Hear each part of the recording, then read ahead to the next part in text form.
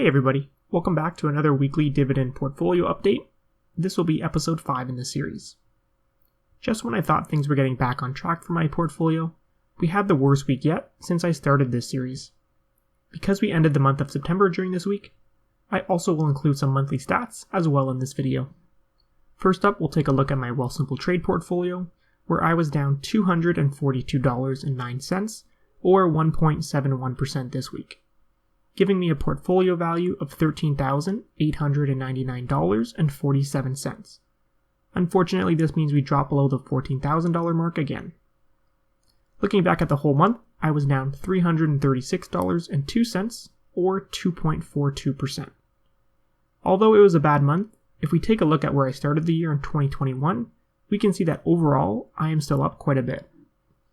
Up next, we have my Q-Trade portfolio, where I was actually up on the week for a total of $16.05, or 0.13%, giving me a portfolio value of $12,512.05. The fact that this portfolio is positive is pretty surprising considering the week that it was. The reason for this was because my TD holding, which makes up about 25% of this portfolio, was up 2% this week, which really helped my portfolio maintain its value and stay positive. If we combine both portfolios together, I was down a total of $183.04, or 0.69% this week, giving me a total combined portfolio value of $26,411.52. Overall, another red week in the books, but it's good to look at the bigger picture to get a better idea of what's going on. From this chart, we can see that my portfolio value is still continuing to grow over time. During the red months like September, it's thanks to my regular contributions that help my portfolio continue to grow. Now, if we look at the S&P 500 performance and how it did this week, we can see that it was down almost 2%. Luckily, Friday was a good day and helped recover some of the losses during this week. Looking at the S&P 500 monthly performance, it was down almost 4%. So I'm glad that my portfolio has maintained its value more than the overall markets in comparison. If we take a look at the S&P TSX performance, you're going to see similar patterns. This week it was down 1.38%, and you'll notice the same movement on Friday that helped it recover somewhat. Looking at the monthly performance, it was down 3.1%, so not as bad as the S&P 500, but still nothing to write home about.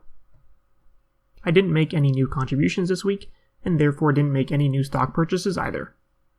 But getting to the dividends I did receive this week, I didn't receive any in my Q-Trade account, but I did receive 6 dividends in my Wealthsimple trade account.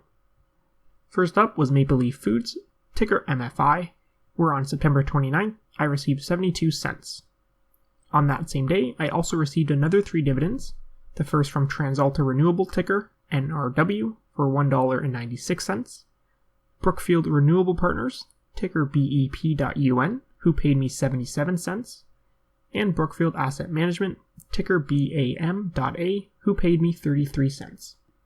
I then received 2 dividends on October 1st, the first being from TELUS, ticker T, who paid me $11.38, and my last dividend of the week was from a former stock that I owned, which was Brookfield Properties, but they were acquired by Brookfield Asset Management, so I received a preferred share, which I ended up selling, but I must have sold the stock after the ex-dividend date, as you can see they paid me 34 cents. This brought my total dividends for the month of September to $130.65.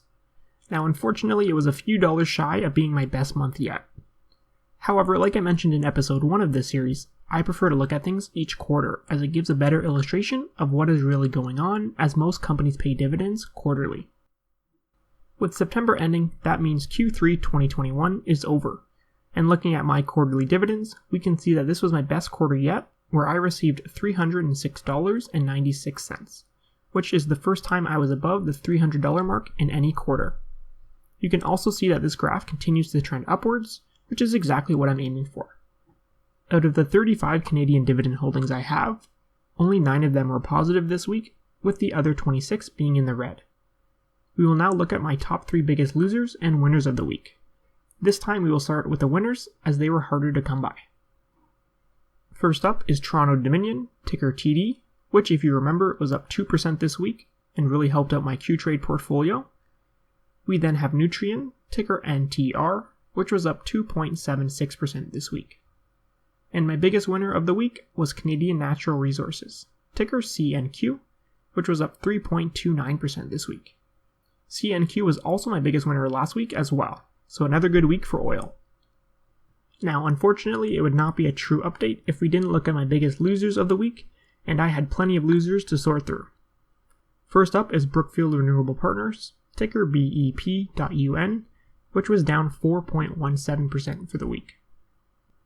Next up is Sienna Senior Living, ticker SIA, which was down 5% this week. And my biggest loser this week was Canadian Tire, ticker CTC.A, which was down almost 7% this week. I actually just purchased Canadian Tire for the first time in my previous weekly update. If only I knew what was coming, I could have bought them at a better price. But that's investing for you. I will probably look to add to my position with them, as I still believe they are a good dividend company overall, and when the stock price goes down, that means the starting yield goes up. Well, that is my portfolio update for the week. Hopefully we start seeing some more green weeks, as we have only had one so far in this series, and this is episode 5. Please let me know in the comments how your portfolios did for the week, and if there's anything else you want me to include in these weekly portfolio updates.